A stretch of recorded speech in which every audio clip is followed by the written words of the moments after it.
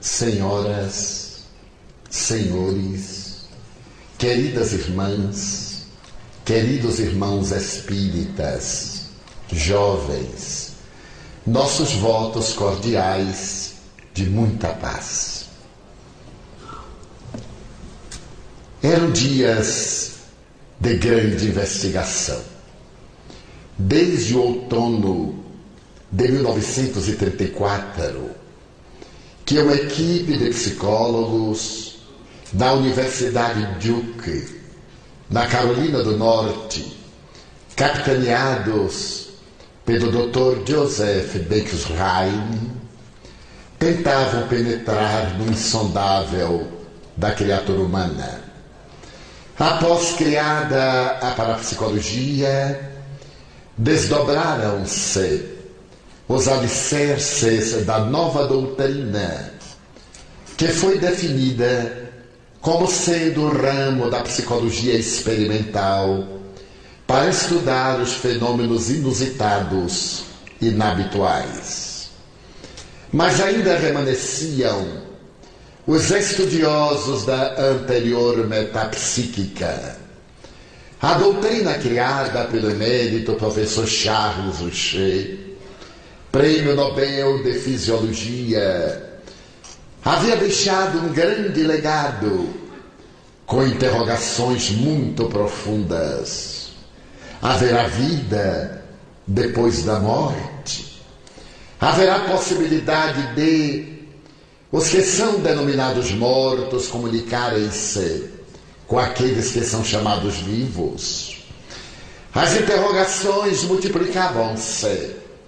E em vários laboratórios na América e na Europa, tentava-se encontrar uma resposta definitiva para esses desafios, particularmente o que dizia respeito às existências sucessivas, a velha tese da reencarnação.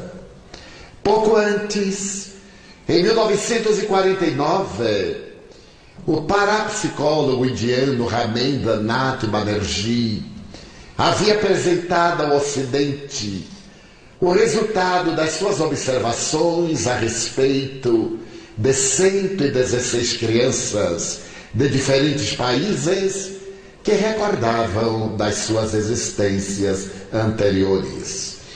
E para poder explicar essa realidade, ele havia estabelecido que a memória humana pode ser considerada sob dois aspectos: a memória cerebral, aquela que é resultado da fecundação e que se apresenta desde os primórdios do zigoto até o momento da morte do indivíduo, e uma outra memória, a memória extracerebral, aquela que não se encontrava com os arquivos cerebrais, carregando as informações que eram apresentadas nas investigações de natureza regressiva a existências passadas.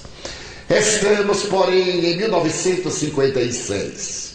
A parapsicologia está debatendo-se novas incógnitas. Para os doutores Joseph Becksheim e Louise Hay, sua senhora esposa, não havia dúvida que algo sobrevivia à morte.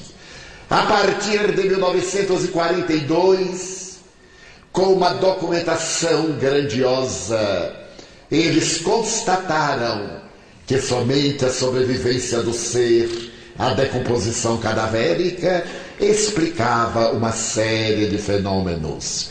E para poder encaixá-los em uma denominação sem qualquer vínculo emocional, haviam criado a terminologia fenômeno psi-teta. Porque a letra teta em grego, a primeira letra da palavra thanatos, significa também fenômeno da morte. Mas eles haviam constatado que das manifestações parapsicológicas Havia reações de natureza psíquica do próprio ser e outras extrafísicas, que somente, como afirmamos, a imortalidade da alma podia explicar. Mas observaram que, nesta realidade do jogo energético entre os indivíduos, nós podemos colaborar nas paisagens da saúde física, emocional e mental das criaturas humanas. A parapsicologia não podia abranger esses novos fenômenos e estava sendo criada, então, para atender a tais necessidades e outras mais, como as primeiras gravações de vozes e máquinas especiais. As velhas gravadoras, estava sendo então cunhada uma nova doutrina, que recebeu o nome de psicotrônica. Ela agora podia albergar os fenômenos a respeito da alma, aqueles animistas das tradições doutrinárias do espiritismo, aqueles de natureza espiritista, ou as comunicações entre os desencarnados e os encarnados, e mais estes outros, que podiam ser registrados em máquinas especialmente preparadas para essas codificações. Foi então que o metapsiquista francês, o Sr. Dupuy, no mês de setembro do referido ano de 1956, resolveu publicar o resultado das suas investigações. Ele vinha estudando uma jovem senhora de 27 anos, chamada Denise Carteiro. Tratava-se de uma senhora casada, mãe de família, com 3 filhos, que fora submetida a testes exaustivos, particularmente no que dizia respeito a esses testes psicológicos, para tentar detectar-se qualquer distúrbio de comportamento. Também fora submetida a testes psiquiátricos, para tentar se descobrir se havia nela quaisquer manifestações de natureza degenerativa ou de transtorno mental. Seus pais foram também pesquisados por clínicos e médicos especializados. Tudo testemunhava que Denise Carteiro não era portadora de patologias às quais associava-se até então a mediunidade. Não era histérica, não era esquizofrênica, não era portadora de convulsões epilépticas. Era uma pessoa da classe média francesa, de cultura rudimentar, uma excelente senhora, mãe dedicada e esposa fiel.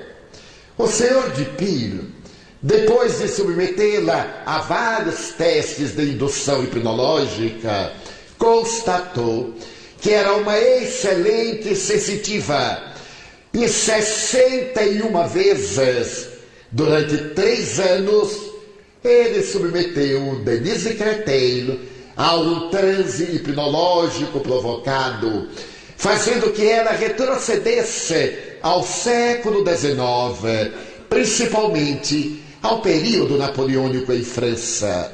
E Denise Carteiro, fazendo essa viagem ao passado, havia narrado desde a primeira experiência um fato muito curioso. Havia dito que seu nome era Marie-Lise, não era Denise Carteiro, e que pertencia à família Bonaparte. Ela narrava, por exemplo, que o imperador, por volta de 1804, quando realmente começaram a governar a França com todos os direitos que lhe haviam sido outorgados, ela nascera de um relacionamento de natureza amoral entre Paulina Bonaparte, a irmã de Napoleão, e o Marechal Lefebvre, que era um dos comandantes de um dos exércitos do insigne corso. O seu nascimento foi muito desagradável para Paulina, que tinha uma vida relativamente dissoluta e se utilizava da prosperidade e do prestígio do seu irmão para desfrutar as bênçãos da fortuna, da beleza e do prazer, passeando pela Europa os seus anseios de liberdade, melhor dizendo, de libertinagem.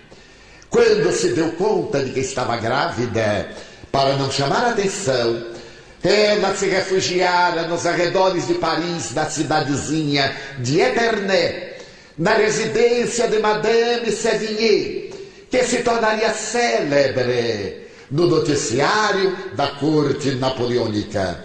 Ali nasceu então Marie-Lisa. Porém, logo depois que sua mãe recuperara o bem-estar e voltara à frivolidade da corte, a menina havia sido mandada para o interior da França, a fim de que um casal de madeireiros se encarregasse de educá-la, de cuidar dela, até atingir a adolescência.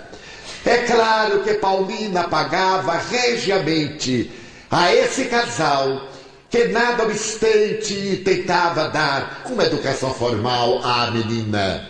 Foi quando Madame Sévigné, desejando colaborar com a sua amiga e desfrutar dos favores da corte, resolveu fazer que Marie-Lisa viesse viver ali mesmo em Épernay, na sua grandiosa maison. A residência era faustosa, porque nos meses de julho até setembro em Paris faz muito calor.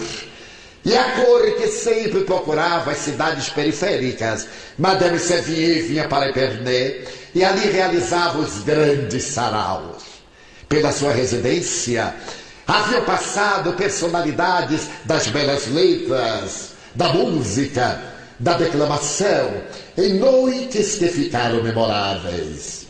Marie-Lise lembrava-se daquelas personagens que se fizeram célebres em Paris e que eram hóspedes de Madame Sévigné durante aqueles dias quentes do verão parisiense e mais agradáveis ali quase à borda das florestas. Mas contava também que uma coisa estranha aconteceu na sua vida. Quando ela contava 15 anos, conheceu um dos generais de Napoleão, que era considerado o verdadeiro Dom Juan. Fascinou-se, praticamente deixou-se arrebatar pelo conquistador. Mas quando ele se deu conta da personagem que era aquela menina, optou por manter uma atitude de distância para não criar problema com o grande corso. Marie-Lisa, apaixonada e por outros motivos, contraiu a tuberculose e aos 15 anos e meses desencarnou no momento grave de uma hemoptise. E agora recordava-se de todos esses fatos com uma grande riqueza de detalhes. O senhor de Pio gravava as experiências e percebia um detalhe em as narrações de Marie-Lisa. Quando ela assumia a personalidade do passado, falava o francês com acento muito especial de Provence, que era o francês usado na corte por causa do acento de Napoleão Bonaparte, que vinha da Córcega. Isso chamava a atenção do investigador.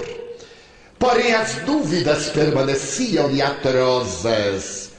E naquele mês de setembro de 1956, ele resolveu fazer uma prova e encontrar um fato robusto que definisse de uma por todas as vezes a legitimidade ou não do fenômeno. Marie-Lisa, Denise Créteil, nunca tiveram oportunidade de ouvir as narrações que eram feitas por ela mesma naquele estado alterado de consciência. Foi então que na primeira semana daquele setembro, ardente ainda em Paris, em uma noite, ela encontrava-se no cemitério de Montmartre, acompanhada pelo seu hipnotizador, pela esposa do deputado de Melva, pelo senhor Paulo de Ville, que era redator do Paris Soir, caminhavam entre os mausoléus, porque naquele estado em que ela se encontrava invariavelmente, assumindo a personalidade anterior, ela dizia que havia sido sepultada ali em Montmartre. E o Sr. de Pio resolveu experimentar a possibilidade de ela apontar o túmulo onde houvesse sido colocado o seu corpo, naturalmente por volta de 1819. Dessa forma, ele havia conseguido com as autoridades do cemitério de Montmartre permissão para realizar aquela experiência algo soturna, no silêncio da noite, caminhando entre as alamedas, as sepulturas, com Marie-Lise Denise Créteil, hipnotizada com a personalidade que ela dizia haver sido a da sua existência anterior. Atravessaram o cemitério de um para o outro lado, e lá no fundo, no quadrângulo que estava murado com uma grade enferrujada, ela deu um grito e disse: meu corpo está sepultado ali, e desmaiou. Foi levada de volta à casa depois que a despertaram, e pela primeira vez ela teve a oportunidade de ouvir os relatos da sua existência passada. Tomada de surpresa, sem ter a menor ideia daquilo de que se tratava, Marie-Lise foi levada no dia seguinte ao cemitério pelo Sr. de Pio e as duas testemunhas, para que fosse observada pelos coveiros, pelos funcionários que ali trabalhavam, a fim de que eles dissessem se, de alguma maneira, alguma vez, aquela jovem senhora estivera no cemitério fazendo pesquisa, ou se houvera interrogado algum deles a respeito de qualquer coisa em torno do assunto em pauta.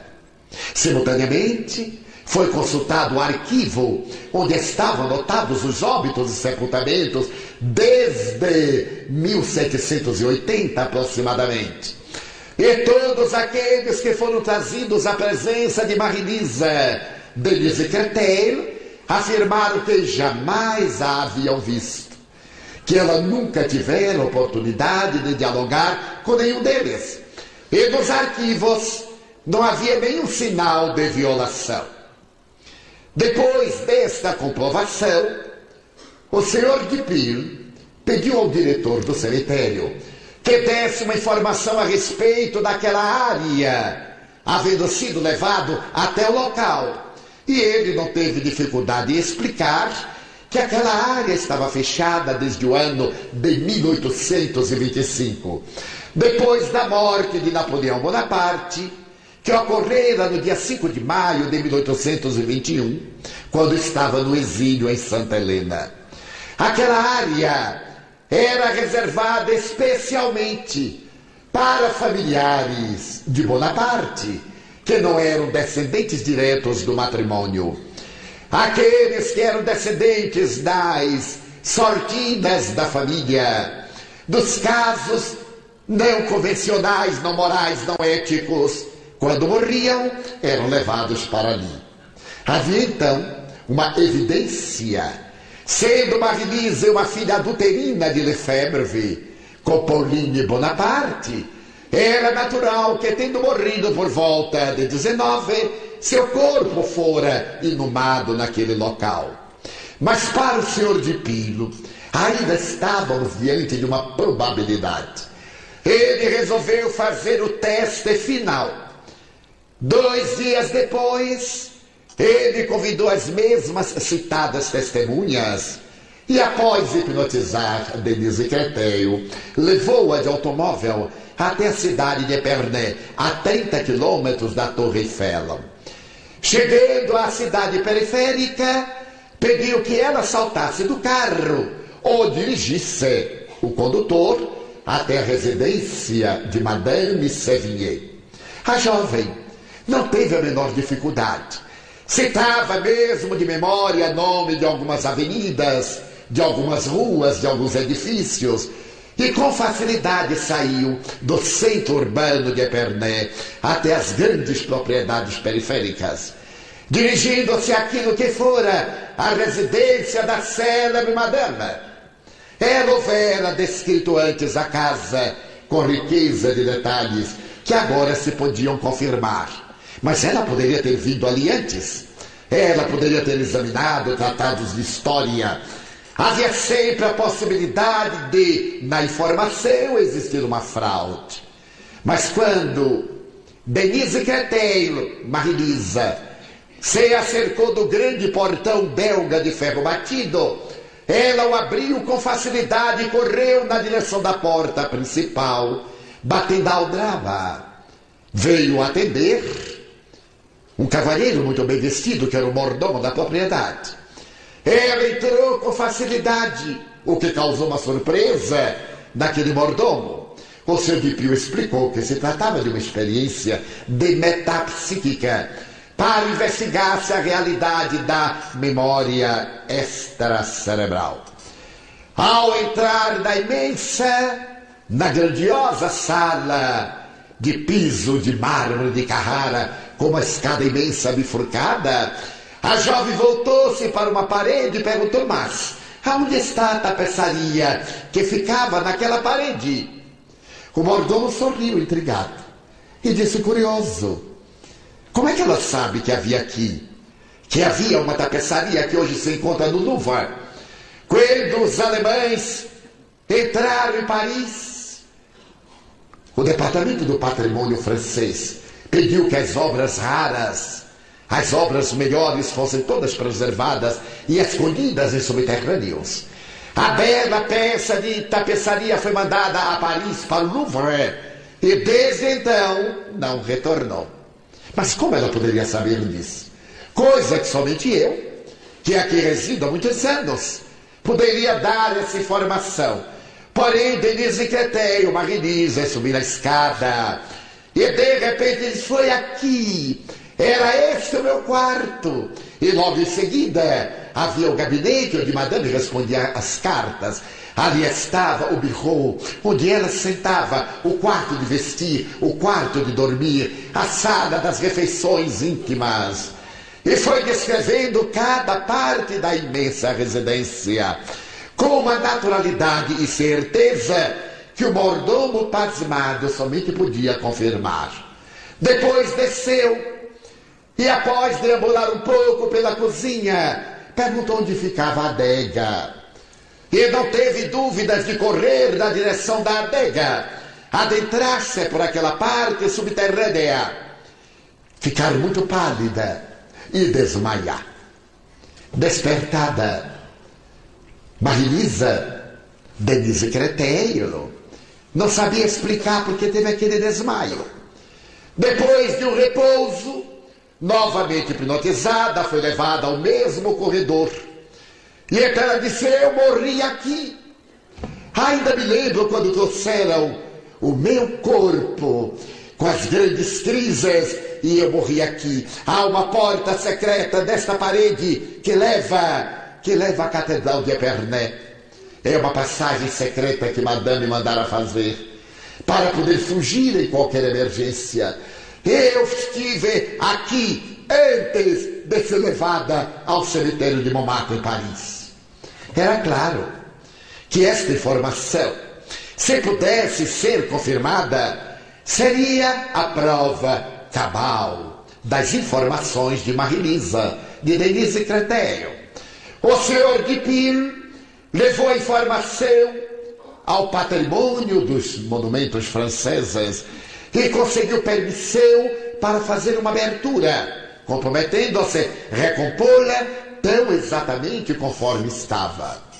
E ao ser feita a primeira remoção de uma pedra e de outra, constatou-se que realmente ali havia um corredor, uma passagem subterrânea, que não foi levada adiante para ver onde terminava.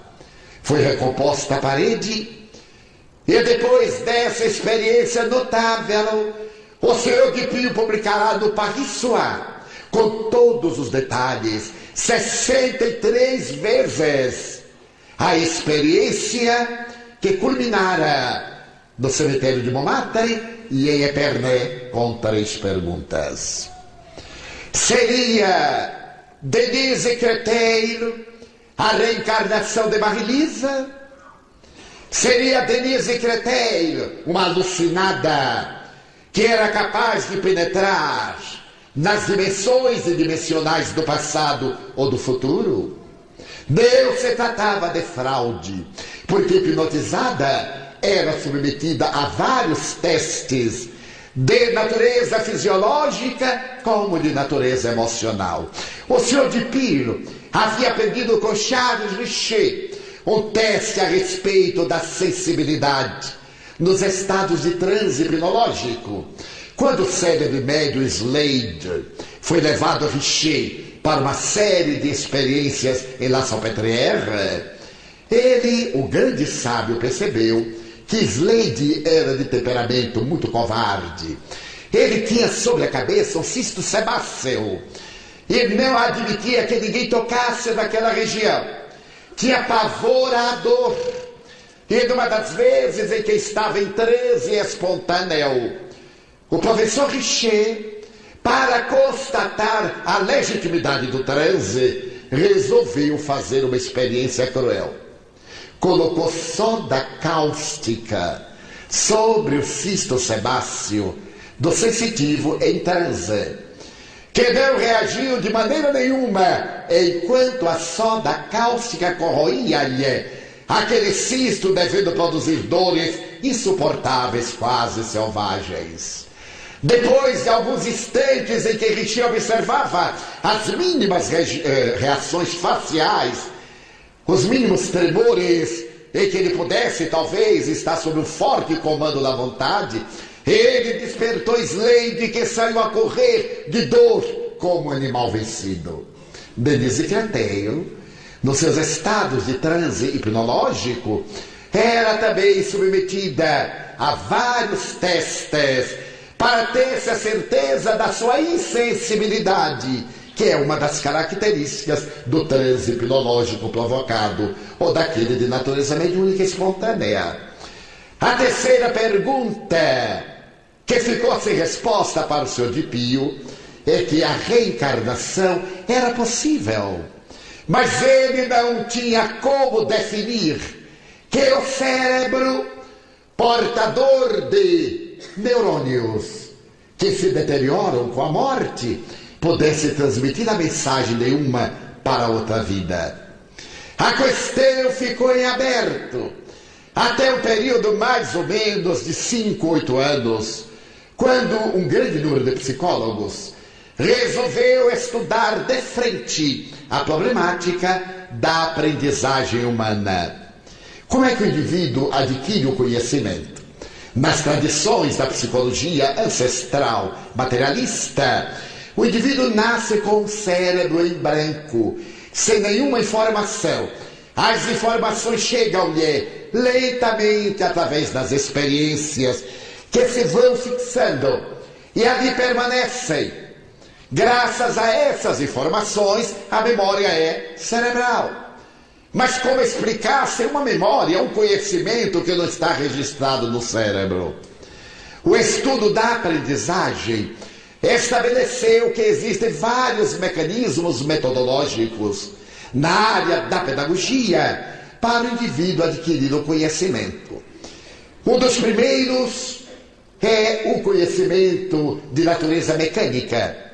Quando nós aprendemos a fazer a coisa sem raciocinar, através de fenômenos automáticos, quando pela repetição nós criamos um condicionamento, um automatismo e aprendemos a fazer aquilo.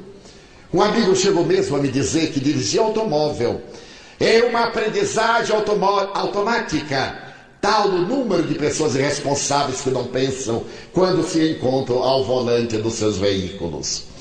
A segunda técnica é a técnica do acerto e do erro. Fazemos a tentativa da aprendizagem, erramos. Repetimos, acertamos. Volvemos a fazer, acertamos.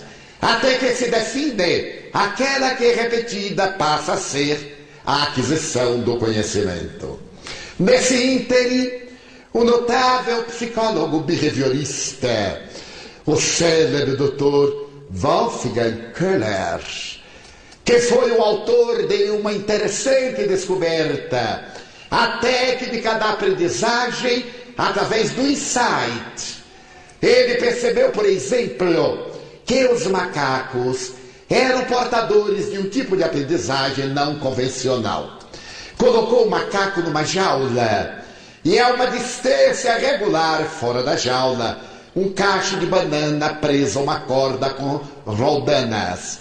Dentro da jaula, ele colocou duas hastes metálicas, sendo que uma delas tinha uma ponta que, recurvada, permitiria alcançar-se o cacho de banana e puxá-lo. Somente que a haste não era comprida o suficiente para alcançar as bananas à disposição. Mas se ela fosse acoplada através de uma rosca na outra haste, facilmente poderia ser alcançada.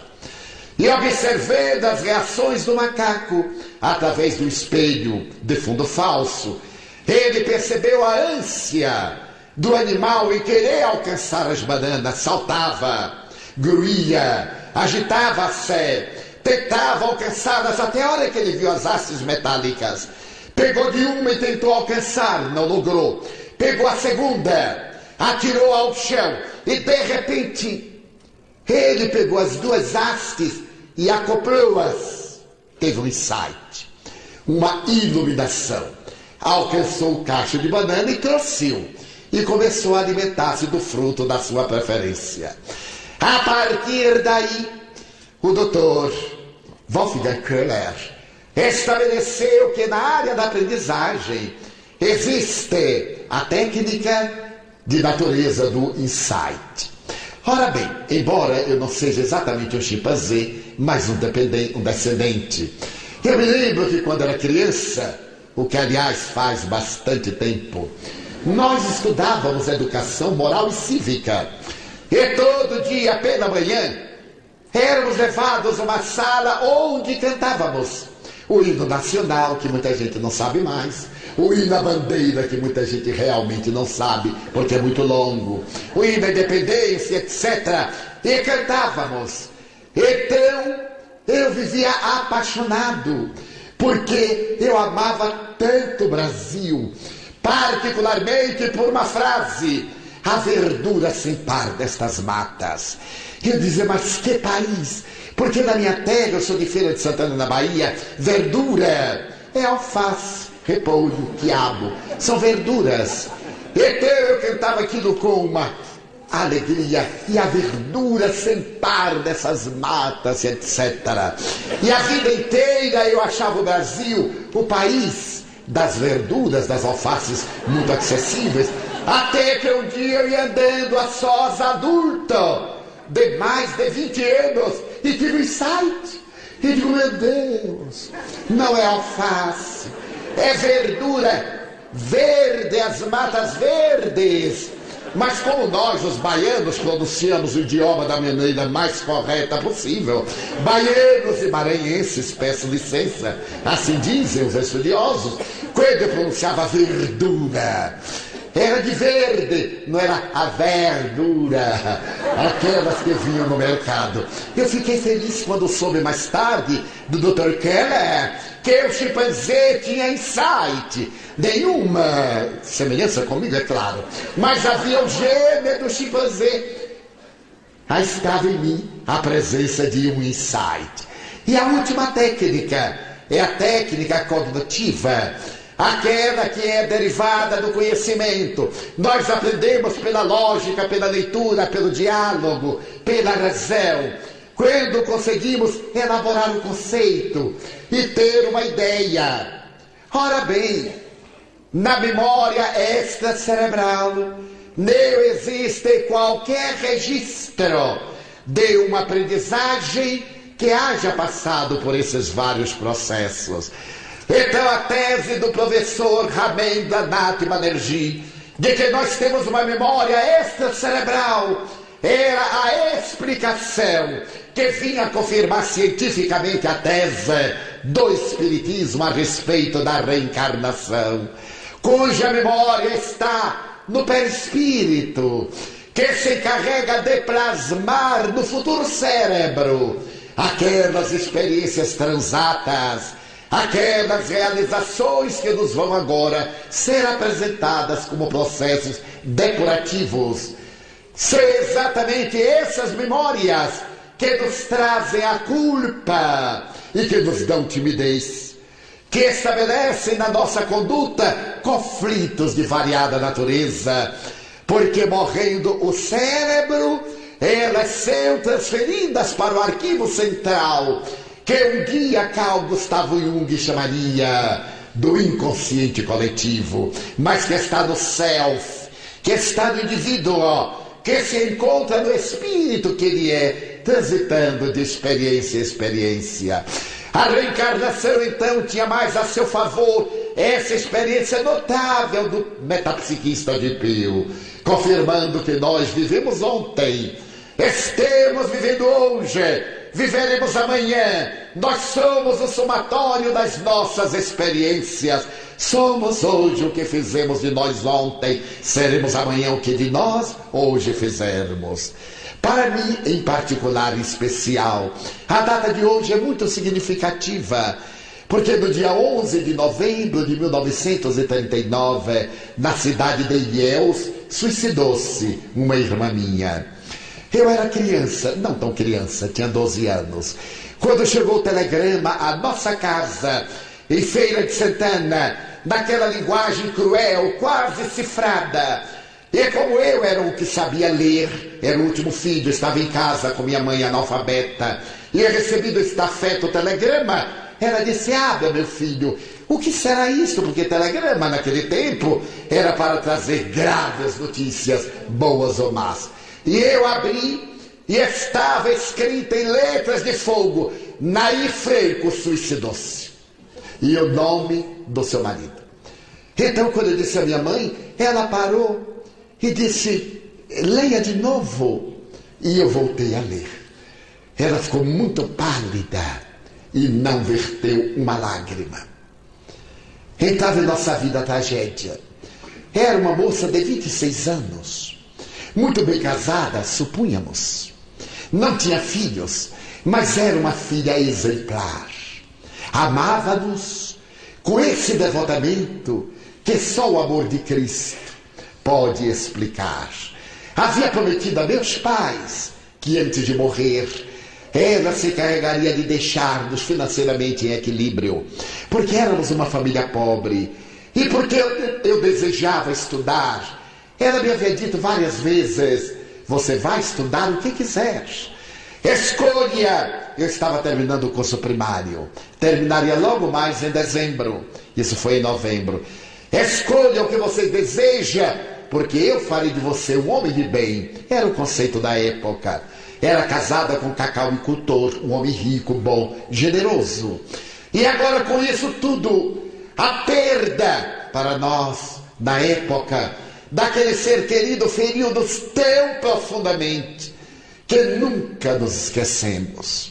Ainda me lembro que a família toda foi tomada de um sofrimento inenarrável, porque o suicida é também perverso. Ele pensa em si e não se lembra do mal que pratica aqueles que o amam. Por uma coisa que o fere, ele despedaça os corações daqueles que dariam a sua vida pela vida que eles pretendem jogar fora. Mas nós não entendíamos, éramos muito modestos. Mas o de que eu me lembro é de que exatamente uma semana depois de muito sofrimento em nossa casa, minha mãe e eu fomos ao sacerdote católico da religião que professávamos, e minha mãe me pediu para celebrar uma missa de 7 dias em memória da minha irmã suicida. O sacerdote foi de uma impiedade incomparável, porque voltou-se para minha mãe com a maior indiferença e disse-lhe: "Dona Ana, aqueles que se suicidam vão diretamente ao inferno. Não tem a mínima chance de salvação. A igreja condena-os e nada faz para atenuar-lhes as dores." Eu pertencia à cruzada eucarística. Fiquei olhando para ele E aquela mulher analfabeta e mãe apertou a minha mão na sua mão e disse: padre, isto não é um Deus, deve ser um dos monstros piores que existem no universo. Como é que ele não perdoa? Eu que sou mãe, eu te perdoo, minha filha. E se existir Deus, que eu sei que existe, e que não é esse, ele te perdoará. E minha mãe disse uma frase extraordinária: padre, quem se mata não está com juízo na cabeça. Era uma visão psicológica, psicanalítica, psiquiátrica, perfeitamente contemporânea, explicando o surto, um transtorno, um desvio de conduta, um momento de alucinação que leva o indivíduo à fuga para uma realidade mais dolorosa. E então ela disse-lhe com toda a coragem dos humildes: já que não existe Deus, eu aqui nunca mais voltarei. E levou-me pela mão. Eu, com medo de minha mãe ser excomungada, porque se trata de uma religião impiedosa, que ao invés de colocar o bálsamo, coloca o ácido sulfúrico na ferida. Assim passaram os anos, e a dor da saudade desta irmã nunca nos desapareceu. No ano de 1955, eu vim trabalhar na cidade do Salvador. E a Segunda Guerra terminou em maio. Eu era funcionário de uma empresa de seguros, a Sul-América Terrestre, Marítimos e Acidentes. E estava trabalhando há 13 dias. Naquele dia o gerente chamou-me e disse-me com muita bondade: meu filho, lamento muito, mas agora, depois da guerra, a empresa está enxugando o seu corpo de funcionários e os mais novos devem ser demitidos. Passe no caixa e receba seu dinheiro. Eu lamento profundamente. Para mim, era o meu primeiro emprego. Aquilo significou-me uma tragédia. Era um fracasso total. Como eu podia voltar para casa, apresentar-me a meus pais e dizer: fracassei. Fui para a cidade grande e não consegui vencer. Então uma voz me disse: mate-se. Essa voz me dizia sempre: morra. Não vale a pena viver. Viver é um sofrimento. Venha para cá. Nós o amamos. Qualquer coisa mínima que me acontecia, a voz dizia: venha, nós o esperamos. Mate-se. Então me ocorreu a ideia do suicídio. Eu sentei minha máquina datilográfica Remington e escrevi uma carta a meus pais, pedindo perdão. Mas eu não tinha coragem de enfrentar o meu fracasso. Eles haviam sofrido tanto. Eu era seu último filho. Eles esperavam tanto de mim. Então eu pedia que me perdoasse. Eu não era espírita. Eu somente via os espíritos. Não sabia de nada. Peguei a carta, peguei com um clipe no bolso do paletó e subi o elevador Lacerda. É curioso que até para suicidar-se a moda. Naquele tempo, na Bahia, em Salvador, a moda era jogar-se no elevador Lacerda. 80 metros. Depois veio a moda da pessoa comer veneno de rato. Depois veio a moda dos barbitúricos, dos soníferos. É moda das overdoses. Mas eu estava sob aquele trauma e vi uma nuvem. Eu caminhava e a nuvem à frente e dizia: venha, hipnotizando-me. E eu ia, subi o elevador Lacerda, aproximei-me da borda, que não tinha nenhuma cobertura. Era fatal. E a voz dizia assim: é tão rápido. Eu via o ser do lado de fora: venha. Então eu pus as mãos e quando eu ia dar o salto, minha irmã me apareceu. A suicida, deformada. Ela havia ingerido um veneno que a matou em 5 minutos. Ela gritou assim: não faça isto, louco. Ninguém morre não faça isto. Eu então desmaiei. Desmaiei e recordo-me que acordei em uma sala muito iluminada. Aquele spotlight enorme em cima de mim. Pessoas de branco andando em volta. eu era muito estúpido, para não dizer ingênuo.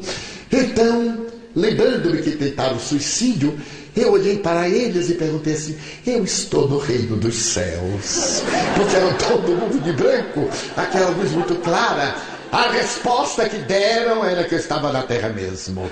Uma resposta tosca. Então a minha irmã veio trazer-me a certeza da sobrevivência, dizer-me das suas dores.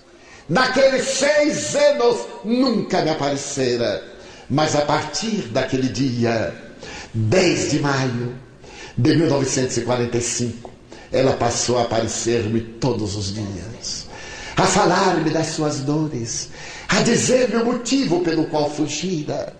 Ela fora vítima de uma amiga, grifa a palavra, dessas amigas que se comprazem em dar más notícias. Há pessoas na terra que têm um prazer especial em ser o correio da tragédia. Chegam a mandar e-mail, dando más notícias, fazem cartas, telefonemas, mas no êxito nunca se lembram de dizer. Uma amiga lhe havia dito que seu marido estava com um caso extraconjugal. E o dizia porque era sua amiga. Minha pobre irmã era muito ciumenta. Seu marido era um homem excelente, com um temperamento forte. Quando ela teve certeza, ela foi à casa da companheira do seu marido e aplicou-lhe uma sova com uma sombrinha. Arma de mulher, antigamente, bolsa e sombrinha. E logo se deu conta. Envergonhada, tomou cianureto e mercúrio e morreu imediatamente. Então, a minha irmã me acompanhou durante esses anos longos, até um dia em 1956. Perdoe, mas não é autobiografia, é reencarnação. Eu estava trabalhando no Instituto de Previdência e Assistência dos Servidores do Estado, quando chegou um cavalheiro de certa idade, e eu fui atender, que era a minha função. E ele me disse: eu gostaria de trocar o beneficiário da minha apólice total, uma apólice que se reembolsa em vida, porque a minha mulher, que era beneficiária, morreu. Eu perguntei-lhe o nome. Ele me deu a apólice, olhei o número, fui ao arquivo, trouxe. E ele perguntou: demora muito? Eu digo: não, senhor, em alguns minutos. O senhor preenche um pequeno formulário, assina. Nós emitimos um aditivo. O gerente assina, é coisa muito rápida. Ele me olhou demoradamente e disse: engraçado, você me tem algo familiar. E eu disse: fico muito contente. Peguei a apólice, pedi para ele preencher o formulário. E então, quando eu olhei, casualmente, a beneficiária era minha irmã, Nair Franco de Tal, o sobrenome dele. Mas podia ser coincidência. Então eu perguntei: o senhor vai transferir a beneficiária para minha atual esposa? Não sei porquê. Foi a única mulher a que eu amei. Foi essa, Nair. Eu a amei como só se ama uma única vez. Mas eu vivo numa sociedade tolerante. As minhas facilidades econômicas, e um dia eu me deixei enlear por uma outra mulher. E a minha mulher soube e terminou num suicídio terrível. Era minha irmã. Ali estava ele. 17 anos depois, eu não o conhecia. Ele a mim não me conhecia. Então, naquele instante eu vi minha irmã chegar. Os olhos fora das órbitas. Ela ajoelhou-se: é ele, peça-lhe que me perdoe. Eu não podia fazer isso, eu estava ali em outra função. Eu disse para ele: o senhor, espere um pouco, eu vou cuidar. Gostaria de entrar, de sentar um pouco? Ele disse: gostaria. Já era um senhor de 70 anos, estava muito desgastado. Eu digo: então sente-se aqui na minha cadeira. Ele estava também emocionado, ele. Cuidamos da documentação. E na hora em que eu lhe entreguei, ele me perguntou en passant: como é o seu nome? Eu disse: Divaldo Pereira Franco. Então, você é o de... Eu digo: sou, sim, senhor. Então você é o irmão de Nair? Sou, sim, senhor. O homem quase ajoelhou-se. deu-me um abraço. Você, a sua família já me perdoou? Eu disse, mas de quê? De ter sido responsável pelo suicídio dela? Eu digo, o senhor nunca foi responsável. A pessoa aturdida é que é responsável. Nós podemos criar os fatores propiciatórios, as circunstâncias, mas a decisão é de cada um. E seus pais? Porque sendo ele um homem rico, nós nos recusamos a receber qualquer coisa. Mesmo aquilo que ela tinha direito legalmente, nunca. Os meus pais aceitaram, nem cuidaram, desapareceram. Nunca nos interessou. Interessava-nos era ela, não aquilo que ela havia amealhado ou que ele lhe houvera dado. Não ficamos com absolutamente nada, senão um retrato que eu tenho até hoje. Então, naquela circunstância de alta emoção, seus pais já me perdoaram? Eu disse, meu pai não, mas minha mãe já. O senhor viaja quando? Amanhã. Eu disse, então vá lá em casa hoje. Para minha mãe, que nunca esquece da filha, vai ser algo extraordinário. E eles me aceitaram, eu digo sim, porque meus pais vivem às minhas expensas. Deus me deu a honra de recebê-los. Eles vivem comigo. Vá hoje, por favor, não deixe para amanhã. Eu sou espírita. Eu conheci a sua voz. Eu tinha um daqueles programas de rádio de antigamente, que era mais estática do que palavra. Eram aqueles ruídos e de vez em quando uma palavra aqui, outra palavra ali. Mas tinha programa, imagine, um programa de rádio, programa espírita, a voz da fraternidade. Que horror. Mas eu tinha. E ele conheceu a minha voz. Já chorei muitas vezes ouvindo a sua voz. Eu disse, então vá hoje lá em casa. Nós o receberemos com prazer. Eu vou avisar a meu pai e ele vai recebê-lo. Ele disse, então, a que horas? Às 8 horas. Às 8 horas eu já estava em casa, preparei minha mãe, meu pai. E ele chegou com uma abraçada de rosas vermelhas. Como nós podemos esquecer a beleza da vida?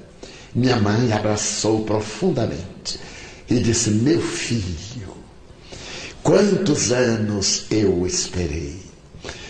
Dona Ana, e daí? Só Deus é quem sabe, meu filho. Deus resolve tudo. Isto é assunto que já passou. Muito obrigado por ter vindo.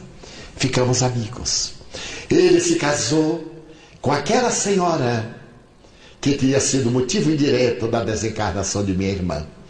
E isso deu a ela, desencarnada, uma dor profunda, porque a sua ausência foi preenchida por aquela que ela denominava como sendo sua inimiga, destruidora do seu lar.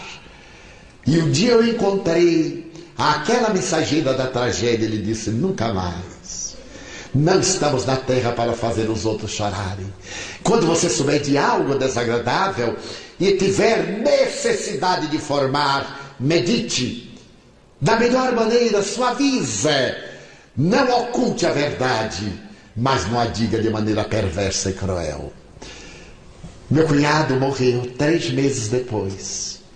E me apareceu um dia em paz, mas não a suicida. Em 1972, minha mãe estava morrendo nos meus braços, de Nilson, quando ela teve um coma. E voltou e disse, Di, meu filho, Nair está aqui me chamando, venha, mãe. Venha diminuir as minhas dores. 33 anos de sofrimento.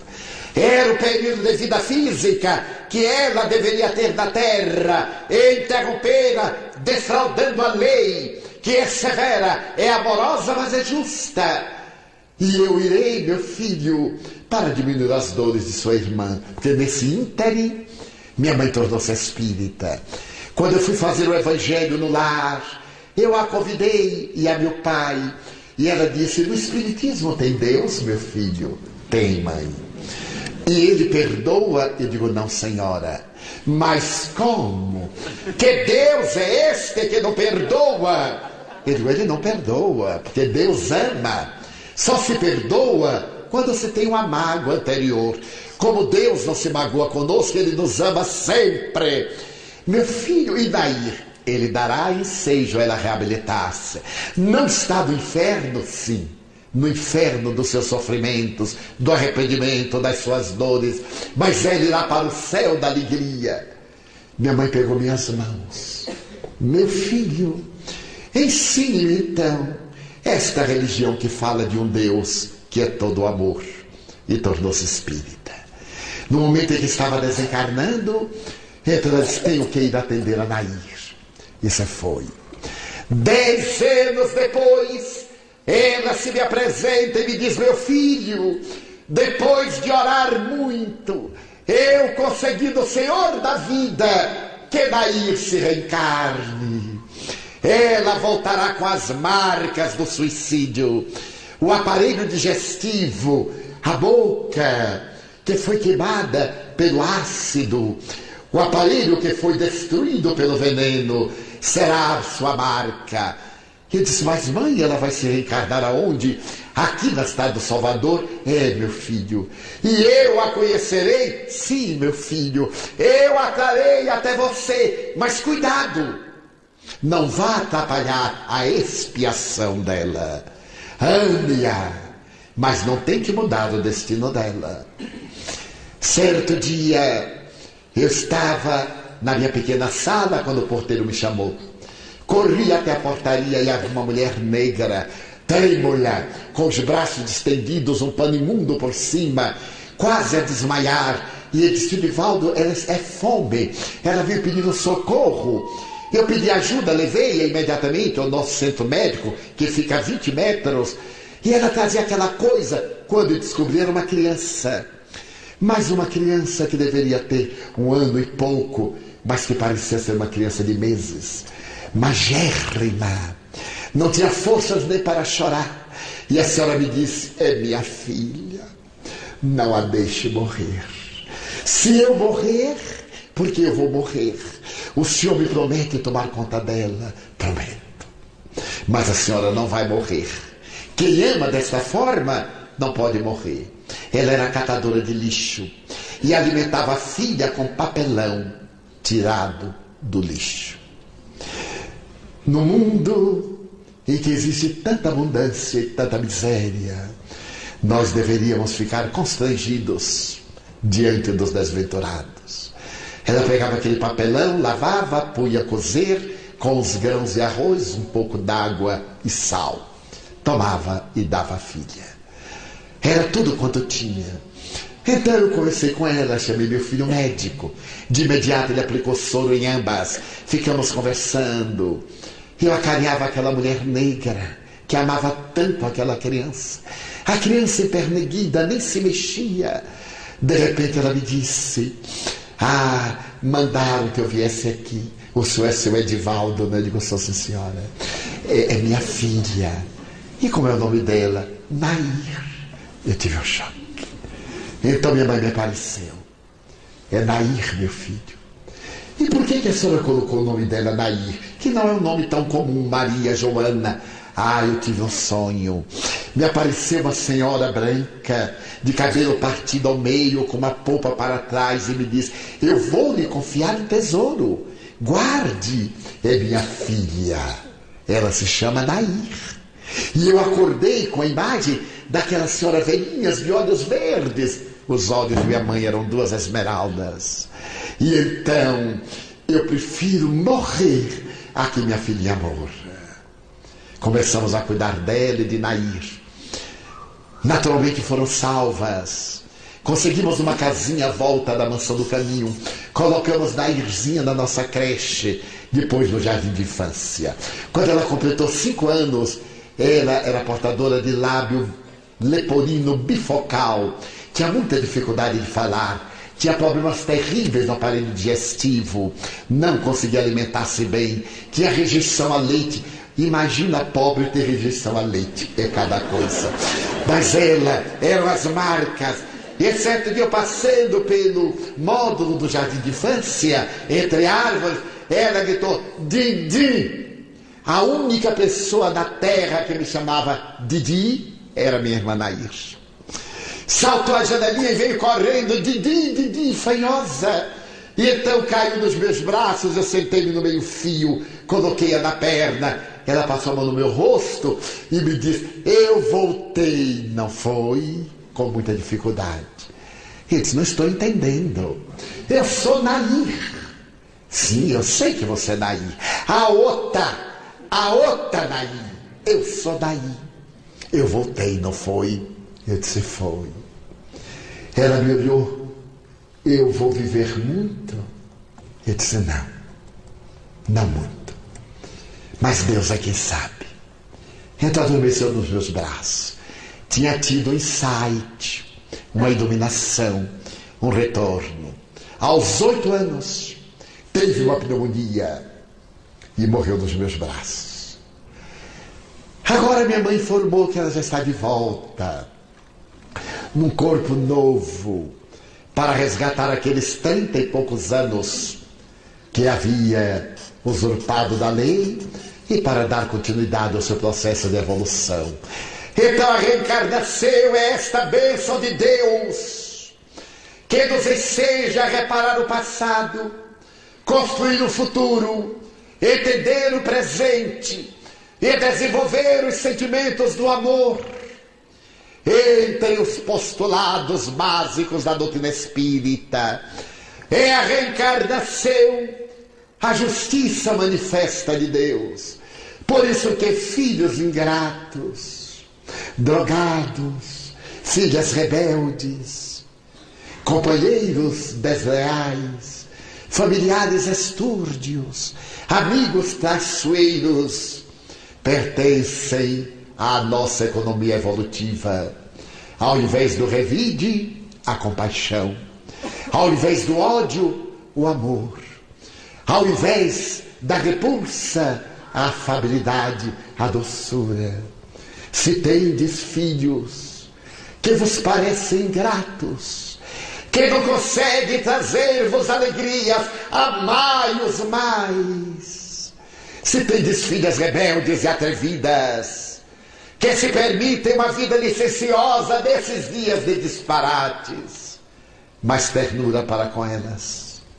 Se tendes companheiros que não correspondem ao dever que assumir espontaneamente, mais amor. E se não puderdes amá-los, masculinos ou femininos, mais compaixão.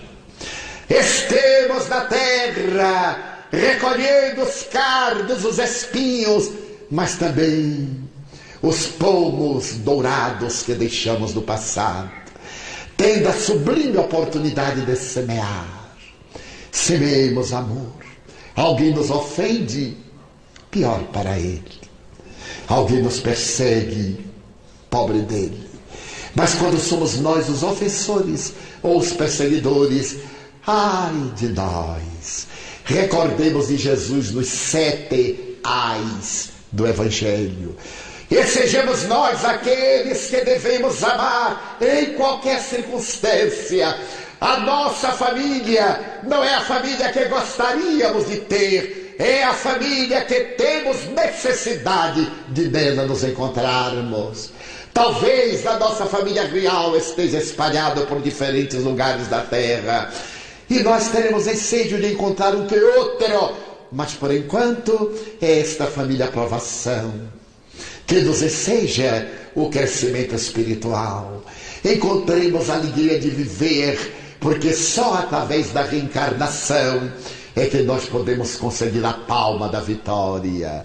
E em qualquer circunstância, contribuamos em favor da fraternidade. Evitemos o mal, não lhe demos guarida, não transmitamos as más notícias, abandonemos a euforia de ser portadores das notícias trágicas, desventurosas, de sermos instrumento do mal. Que a nossa mensagem seja a mensagem perene do bem, como ele disse: eis que eu vos trago boas novas de alegrias. Há 2000 anos ele nos trouxe as boas novas de alegria, que o Espiritismo agora está restaurando e colocando ao nosso alcance. Ao recordar a experiência de Denise Creteio Marilise, a experiência de minha própria irmã, a quem tanto amo. Desejo que vos permitais penetrar pelo sentimento de compaixão pelos infelizes, que são aqueles responsáveis pela infelicidade dos outros. Um dia o Dr. Bezerra me disse: todos oram pelos que choram. Vamos orar hoje, meu filho, por aqueles que promovem as lágrimas. Todos pedem pelos que sofrem. Que nós hoje possamos pedir por aqueles que são responsáveis pelo sofrimento humano. Todos suplicam pelos desesperados. Que sejamos nós aqueles a rogar pelos que ocasionam o desespero. É o que vos pedimos. Que tenhamos compaixão dos que choram, mas tenhamos piedade dos que promovem as lágrimas. E se não os pudermos perdoar, que pelo menos desculpemos cantando o nosso hino de louvor à vida. A vida é bela, é consentida. Nós temos tanto para agradecer e tão pouco para pedir, que neste momento de reflexões deveremos valorizar o que há de melhor em nós, dizendo: meu Deus, muito obrigado por tudo que me deste, por tudo que me dás. Obrigado pelo ar, pelo pão, pela paz. Obrigado pela beleza que os meus olhos veem notar da natureza. Olhos que fitam o céu, a terra e o mar, que acompanham a ave ligeira que corre fagueira pelo céu de anil e se detém na terra verde salpicada de flores em tonalidades mil.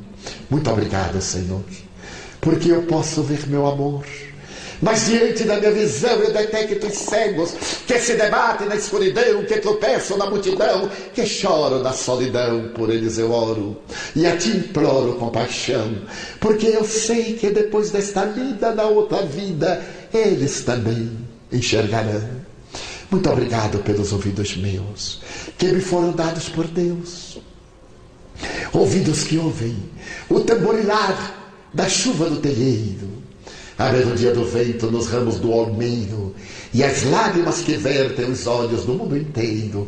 Ouvidos que ouvem a música do povo que desce do morro na praça a cantar, a melodia dos imortais que se ouve uma vez e não se esquece nunca mais, a voz melodiosa, canora, melancólica do boiadeiro e a dor que geme, que chora no coração do mundo inteiro. Pela minha faculdade de ouvir, deixa-me pelos surdos pedir. Eu sei que depois desta prova da vida nova, eles escutarão. Obrigado pela minha voz, pela sua voz, pela voz que ama, que canta, que legisla, pela voz que trauteia uma que é seu e que o teu nome profere com dúlcida emoção.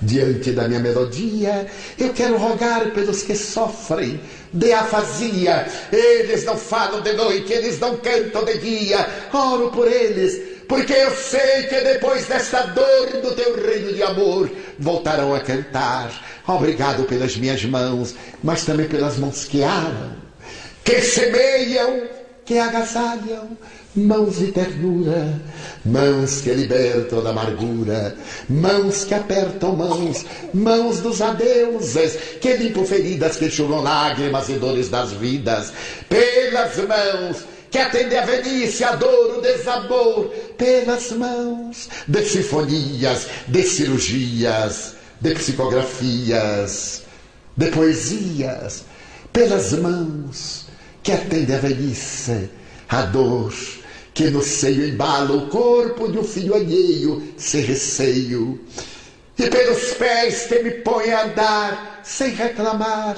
Muito obrigado, Senhor, porque me posso movimentar diante do meu corpo perfeito.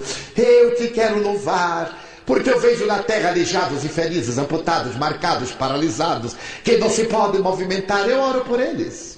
porque eu sei que depois desta expiação, na outra reencarnação, eles também bailarão. Obrigado por fim pelo meu lar, é tão maravilhoso ter um lar.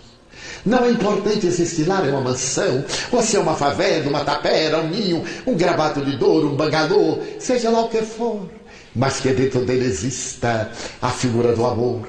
Amor de mãe ou de pai, de mulher ou de marido, de filho ou de irmão, a presença de um amigo, alguém que nos dê a mão, pelo menos a companhia de um cão, porque é tão triste viver na solidão. Mas se eu a ninguém tiver para me amar, nem um teto para me agasalhar, uma cama para deitar, nem aí reclamarei. Pelo contrário, eu cantarei. Obrigado, Senhor, porque eu nasci. Obrigado, Senhor, porque eu creio em Ti. Pelo Teu amor, obrigado, Senhor. Pela Sua atenção, muito obrigado, senhores.